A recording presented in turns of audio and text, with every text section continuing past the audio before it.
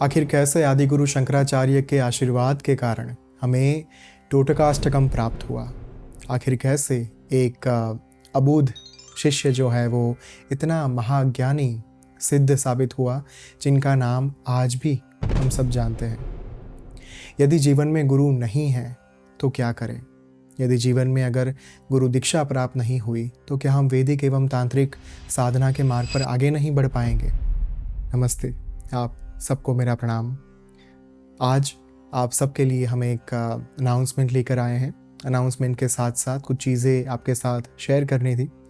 और आज ये वीडियो जहाँ से बन रहा है, ये भूमि है माँ कामाख्या की, गुवाहाटी नीलाचल पर्वत के इस क्षेत्र से आज आप सबके लिए माँ के चरणों में प्रार्थना के साथ हम ये वीडियो आपके लिए ला रहे हैं। वीडियो लाने का आज का उद्देश्य इतना ही है कि हमें बार बार ये प्रश्न पूछे जाते हैं कि अगर हमारे जीवन में गुरु नहीं है, अगर हमें दीक्षा चाहिए या फिर अगर हमें तांत्रिक मंत्रों का उच्चारण करना है, बीज मंत्रों का उच्चारण करना है, साधनाएं करनी है, तो कैसे कर पाएंगे? इसी प्रश्न का निवारण लाने के लिए आज कुछ बातें आपके साथ मैं शेयर करने के लिए आया हूँ। वीडियो को आगे बढ़ाने से पहले आप यहाँ पे देख रहे होंगे मृत्युंजय महासुर सीरीज़ बुक 1। ये जो पूरी एक श्रेणी है, महासुर श्रेणी, उसमें हमने वैदिक एवं तांत्रिक साधना और स्पेसिफिकली शैव मत, शक्ति मत और विष्णु मत, यानी कि शैव तंत्र, विष्णु तंत्र और शक्ति तंत्र को ज़्यादा बाहर लाने के लिए और लोगों तक पहुंचाने के लिए पिछले 7 सालों से प्रयास किए हैं। ये मात्र पहला खंड है, पहला भाग है। आने वाले समय में बहुत सारे अलग अलग भाग एक कथा के स्वरूप में आपके पास लाए जाएंगे, ताकि जिन्हें एक शुष्क ज्ञान या फिर ड्राई नॉलेज पढ़ने में रुचि नहीं है, जो शास्त्र नहीं पढ़ पाते, वो कथा के माध्यम से शैव तंत्र, वैष्णव तंत्र और शाक्त तंत्र के बारे में जानकारी प्राप्त कर पाए। इसी उद्देश्य के साथ हमने मृत्युंजय महासुर श्रेणी लिखी, जिसका दूसरा भाग भैरवी इसी वर्ष के अंत तक, यानी कि 2024 के अंत तक आपके पास पहुंच जाएगा। और उसके ऊपर ऑलरेडी काम शुरू हो चुका है और बहुत ही कम महीनों के अंदर ये जो दूसरा खंड है वो आप तक पहुंच जाएगा। लेकिन तब तक अगर आपने मृत्युंजय महासुर श्रेणी खंड 1 भाग 1 को नहीं पढ़ा है तो आज ही इसे पढ़िए। इसे ऑर्डर करने के लिए अमेज़ॉन की लिंक हमने डिस्क्रिप्शन बॉक्स में रखी हुई है, वो आप अवश्य पढ़िएगा। अब जहाँ पे हम गुरु की बात करते हैं, वहाँ पे ये बात जानना बहुत आवश्यक है कि शास्त्र क्या कहते हैं। शास्त्र ये कहते हैं कि गुरु की महत्ता अपार है और शास्त्र हमेशा से ही गुरु तत्व की बात करते हैं। आखिर क्या है गुरु तत्व? अगर मैं आपको बहुत ही सरल भाषा में एक बात समझाऊं, तो जैसे आप मान लीजिए कि आपके परिवार में आपकी जो पीढ़ी है, आपके जो पूर्वज हैं, वो अगर आपके लिए अपार धन धान्य, समृद्धि, ऐश्वर्य छोड़ के गए हैं, अगर आपके पास एक मटेरियल वेल्थ का भंडार है, तो आप उस भंडार से कुछ कुछ धन धान्य जो है वो अपने लिए लेकर अपना जीवन जो है वो सुगम बना पाएंगे। अपने जीवन को जीने के लिए आपको उतना संघर्ष नहीं करना पड़ेगा जितना एक गरीब या फिर एक मध्यम वर्गीय व्यक्ति को जीने के लिए करना पड़ता है। और यही बात अध्यात्म में भी लागू होती है। कैसे? जैसे हम अगर गुरु की बात करें तो गुरु का जो संप्रदाय है, गुरु के संप्रदाय में जितने भी महानतम गुरु, सिद्ध, महात्मा, पुण्यात्मा, जीवात्मा हो गए, उन सभी गुरुओं ने, उन सभी सिद्धों ने अपनी अपनी साधनाएं की होती है। और उनके मृत्यु के पश्चात, उनके देहावसान के पश्चात भी उनका जो तपोबल है वो उस संप्रदाय में आगे बढ़ता रहता है, वो उस स्पिरिचुअल लीनिएज में आगे बढ़ता रहता है। और जब आप किसी एक संप्रदाय के साथ जुड़ जाते हैं, जब आपके पास एक गुरु की प्राप्ति हो जाती है, उस समय पर आप उस संप्रदाय में जितने भी महानतम सिद्ध हो चुके, उनके तपोबल को अपनी साधना में उपयोग में लाने के लिए सक्षम बन जाता है। ये वही बात है कि जैसे आपने मटेरियल वेल्थ अपने परिवार के पास से प्राप्त की, वैसे ही आप अपनी स्पिरिचुअल वेल्थ जो है वो अपनी स्पिरिचुअल लीनिएज के पास से, यानी कि सिद्धों के पास से प्राप्त कर लेते हैं दीक्षा के पश्चात। किंतु अगर दीक्षा नहीं मिली, मान लीजिए मानव गुरु नहीं है, फिजिकल फॉर्म में गुरु नहीं है, तो क्या कर सकते हैं? तो हमारे अंतर में जो गुरु तत्व विराजमान है उन्हें जागृत करना होता है। और सबसे महत्वपूर्ण बात यह है कि मंत्रों के जो रचयिता हैं, हमारे देवादिदेव महादेव, उन्हें आदि गुरु के तौर पर स्वीकार कर, गुरु तत्व को अपने अंतरात्मा में धारण कर, जागृत कर, आप सभी प्रकार की उच्च कोटि की वैदिक साधनाएं एवं तांत्रिक साधनाएं कर पाएंगे। उदाहरण के तौर पर कई लोग आके पूछते हैं कि श्री विद्या साधना हमें करनी है, हमें महाविद्या की साधना करनी है, तो क्या कोई गुरु की आवश्यकता होगी? यदि हमें गुरु के पास से दीक्षा प्राप्त नहीं हुई तो क्या हम महाविद्या साधना के मार्ग पर आगे नहीं बढ़ पाएंगे? इस बात में सत्य नहीं है। अगर आपने गुरु तत्व को जागृत कर लिया है तो उसके बाद अगर आपके जीवन में फिजिकल फॉर्म में गुरु नहीं भी हैं तो भी आप श्री विद्या साधना के मार्ग पर या फिर अन्य किसी भी प्रकार की साधना के मार्ग पर आगे बढ़ पाएंगे। तो कैसे करेंगे गुरु तत्व को जागृत, और उसके लिए शास्त्र क्या कहते हैं? देखिए, दो प्रकार के ऋषि होते हैं, एक होते हैं गोत्र ऋषि और एक होते हैं मंत्र ऋषि। मैं आपको उदाहरण के तौर पर कुछ बात बताऊंगा। एंशिएंट साइंस ऑफ मंत्रा में श्री ओम स्वामी ने एक बहुत ही सुंदर किस्सा जो उनके जीवन में बना था वो लिखा है। जब उनके जीवन में कोई गुरु नहीं थे, जब उन्हें दीक्षा की आवश्यकता थी और वे कई सारे लोगों के पास गए थे, लेकिन उन्हें अपने लिए गुरु प्राप्त नहीं हो पा रहे थे, उस समय पर उन्होंने ये सुनिश्चित किया कि अब मैं प्रतीक्षा नहीं करूँगा, अब मैं राह नहीं देखूँगा। अगर मुझे गुरु की प्राप्ति नहीं हो रही है तो मैं अपने गोत्र ऋषि के माध्यम से साधना के मार्ग पर आगे बढ़ूँगा। तो हमारे पास प्रत्येक जो परिवार है, हिंदू परिवार, उनका गोत्र होता ही है। हो सकता है कि आप में से कई सारे लोगों को अपने गोत्र के बारे में पता ना हो। मेरा गोत्र जो है वो कश्यप गोत्र है। वैसे ही कई सारे लोगों के गोत्र भरद्वाज हो सकते हैं, गौतम हो सकते हैं, वशिष्ठ हो सकते हैं। ऐसे अलग अलग गोत्र के माध्यम से एक परिवार जो है, जो वंश है, जो पीढ़ी है, वो चली आती है। गोत्र ऋषि यानी आपका जो परिवार है, आपका जो वंश है, आपकी जो लीनिएज है, उसकी शुरुआत जहाँ से हुई थी वे ऋषि कहे जाते हैं गोत्र ऋषि। तो ओम स्वामी के जो गोत्र ऋषि थे वो थे महर्षि गौतम। गोत्र ऋषि की सबसे बड़ी विशेषता ये होती है कि वे आपके परिवार के, आपके वंश के, आपकी लीनिएज के डीएनए में होते हैं, क्योंकि उनसे ही आपकी लीनिएज शुरू हुई थी। इस कारण से जब आप गोत्र ऋषि की सहायता लेते हैं, उनका जब स्मरण करते हैं, उनकी साधना की जाती है, उस समय पर गोत्र ऋषि आपकी सहायता अवश्य करते हैं। तो इसी उद्देश्य के साथ ओम स्वामी ने अथर्ववेद के माध्यम से गौतम ऋषि के लिए, जो उनके गोत्र ऋषि थे, उनका एक मंत्र बनाया, जिस मंत्र का उन्होंने स्वयं निर्माण किया, और बहुत ही छोटी उम्र थी उनकी। तो शास्त्र में जो विधि विधान दिए थे, उन विधि विधान के चलते उन्होंने अपना एक मंत्र बनाया जो गौतम ऋषि को समर्पित था। और ये मंत्र बनाने के पीछे का उद्देश्य ये था कि उन्हें मात्र अपने सत्य को खोजने के लिए, परम सत्य की प्राप्ति के लिए साधना करनी थी, ना कि कोई समस्या का निवारण लाने के लिए या फिर अन्य किसी भी प्रकार की प्राप्ति के लिए। उनके मन में एक ही ध्येय था कि मुझे परम सत्य को प्राप्त करना है। और इसी उद्देश्य के साथ उन्होंने गौतम ऋषि के लिए अपना एक स्वयं का मंत्र निर्माण किया अथर्ववेद की सहायता से, और उन्होंने 40 दिन की एक साधना शुरू की।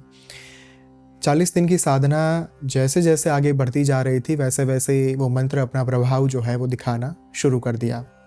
और 36वें दिन, 36th डे पर स्वामी जी को एक स्वप्न आया था, जहाँ पे साक्षात स्वयं गौतम ऋषि ने आकर उन्हें एक गणपति का मंत्र दिया।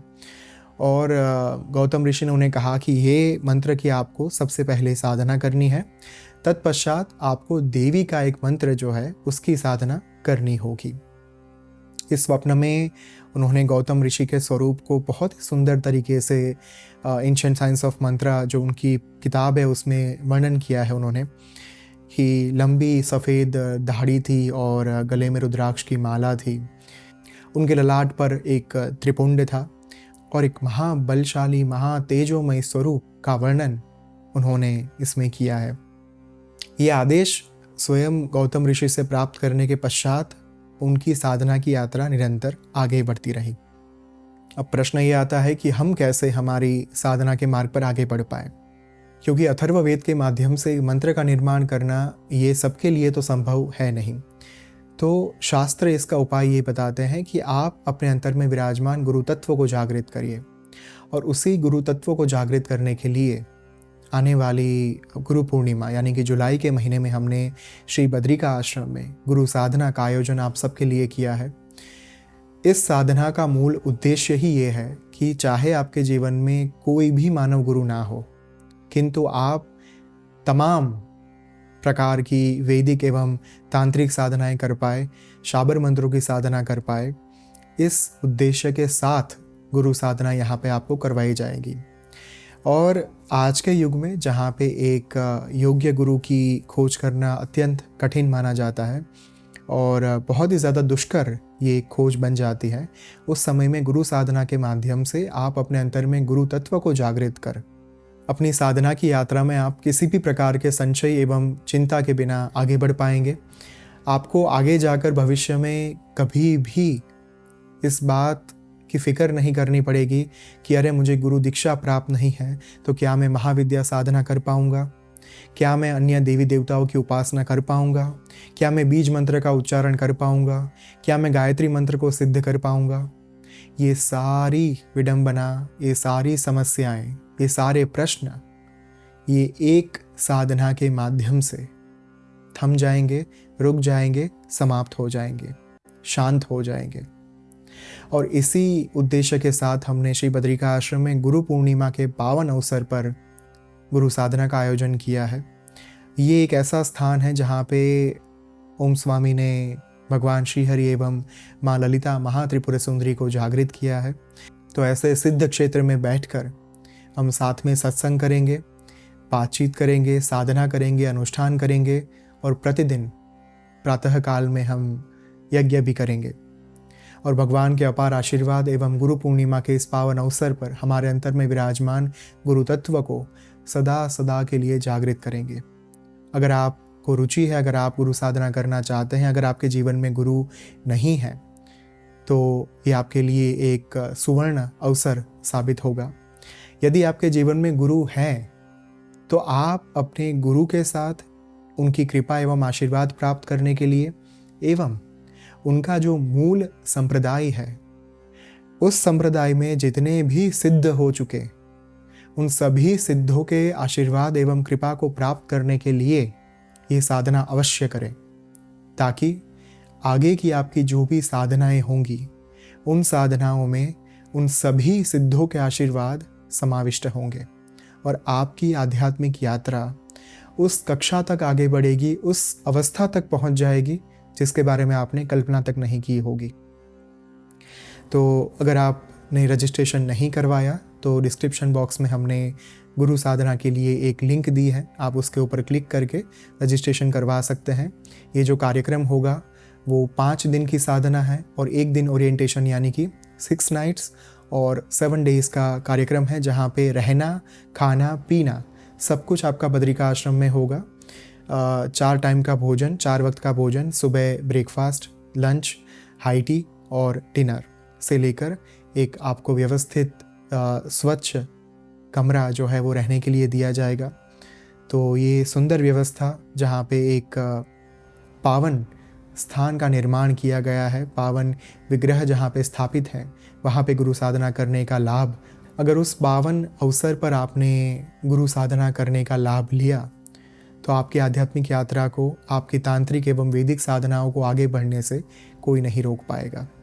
अब गुरु का एक महत्व जो है वो हम आदि शंकराचार्य के माध्यम से भी जान सकते हैं। आदि शंकराचार्य जो आज से करीब 1200 साल पहले एक महानतम धर्म प्रचारक हो गए, महानतम संत हो गए, जिनके कारण सनातन धर्म का पुनरुत्थान हो पाया, सनातन धर्म का पुनरुद्धार हो पाया। आदि शंकराचार्य के कई सारे शिष्य थे और उनमें से एक जो उनके नज़दीकी शिष्य थे वो थे गिरि। वे उनके वस्त्र को धोने से लेकर उनके जो निजी काम होते थे वे कार्य करते थे, और उन्हें आदि शंकराचार्य के प्रवचन में ज़्यादा रुचि नहीं थी, क्योंकि उन्हें संस्कृत समझ में नहीं आती थी।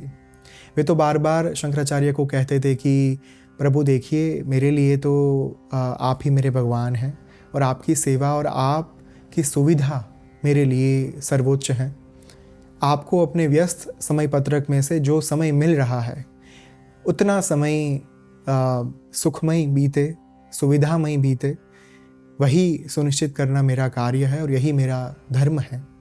तो मैं इसी को करता रहूँगा। बाकी मुझे शास्त्र में कुछ नहीं आता, ना तो मुझे संस्कृत पढ़ना आता है। जब भी मैं आपके प्रवचन सुनने की कोशिश करता हूँ मैं दंग रह जाता हूँ, मेरा सर जो है वो फटने लगता है। तब आदि शंकराचार्य ने मार्मिक स्मित देकर इतना ही कहा कि माँ शारदा के आशीर्वाद हमेशा आपके साथ रहें। और दूसरे दिन सुबह 4 बजे जब आदि शंकराचार्य के प्रवचन शुरू होते थे, उसके पहले गिरि जो थे उनका स्केड्यूल ये था कि गुरु से पहले उठकर उनके वस्त्रों को नदी में जाकर वे धो डालते थे, और जो पूरा नित्य कर्म था वो नित्य कर्म करके गुरु के उठने से पहले वे वापस आ जाते और गुरु की सेवा करते। किंतु दूसरे दिन ये हुआ कि आदि शंकराचार्य जी अपने दूसरे शिष्यों के पास पहुंच गए प्रवचन के लिए, किंतु गिरि का कोई अता पता था ही नहीं। अब आदि शंकराचार्य जी ने काफ़ी लंबे समय तक प्रतीक्षा की, लेकिन गिरि आए नहीं। उनके शिष्यों ने कहा कि प्रभु, हे महागुरु, हम क्यों उनकी प्रतीक्षा कर रहे हैं? उनके आने या ना आने से कोई फ़र्क नहीं पड़ता। उनके एक शिष्य थे पद्मपाद, जिन्होंने कहा कि गिरि के सामने प्रवचन करना यानी दीवार में अपना सर फोड़ देना, इन शॉर्ट भैंस के आगे बीन बजाना। किंतु आदि शंकराचार्य मानने को तैयार ही नहीं थे। उन्होंने कहा कि मैं गिरि की उपस्थिति के बिना प्रवचन की शुरुआत नहीं करूँगा। उस समय पर थोड़ी देर के बाद गिरि जब आए तब उनके मुख से एक संस्कृत श्लोक का उच्चारण हो रहा था, और ये जो श्लोक था ये कोई ऐसा श्लोक नहीं था जो पहले किसी ने कभी सुना हो। ये एक संपूर्णतया नया श्लोक था, एक नई रचना थी, नई कृति थी। आदि शंकराचार्य ने उस कृति के 8 पद को सुना, 8 श्लोक को सुना, और उस श्लोक को नाम दिया गया टोटकाष्टकम। और उस दिन से आदि शंकराचार्य जी ने गिरि को नाम दिया टोटकाचार्य। और ये जो टोटकाष्टकम है उसका उपयोग हम आज भी करते हैं, और ये एक ताकत होती है गुरु के आशीर्वाद की। अगर गुरु के मुख से एक बार निकल गया कि माँ शारदा के आशीर्वाद हमेशा आपके साथ रहेंगे, तो भगवान को ये आशीर्वाद, ये कृपा उनके ऊपर बरसानी ही पड़ती है। शास्त्र बहुत ही सुंदर बात कहते हैं कि अगर हरि रुष्ट हो जाएंगे, अगर हरि नाराज़ हो जाएंगे, भगवान नाराज़ हो जाएंगे, तो गुरु बचा लेंगे। किंतु अगर गुरु नाराज़ हो गए तो कौन बचा पाएगा? इसी उद्देश्य के साथ हम आपके लिए गुरु साधना लेकर आ रहे हैं, ताकि अगर आपके जीवन में कोई भी गुरु की प्राप्ति ना हो, आपको कभी भी किसी के भी पास से गुरु दीक्षा प्राप्त ना हो, किंतु अगर एक बार आपने जीवन में कम से कम एक बार गुरु साधना की होगी, तो इस गुरु साधना के माध्यम से आप गुरु तत्व को जागृत कर ईश्वर की अपार कृपा एवं आशीर्वाद को प्राप्त कर पाएंगे। तो आज का ये वीडियो गुरु के लिए समर्पित था। धन्यवाद। ओम श्री मात्रे नमः। स्वस्ति न इंद्रो वृद्धश्रवाः स्वस्ति न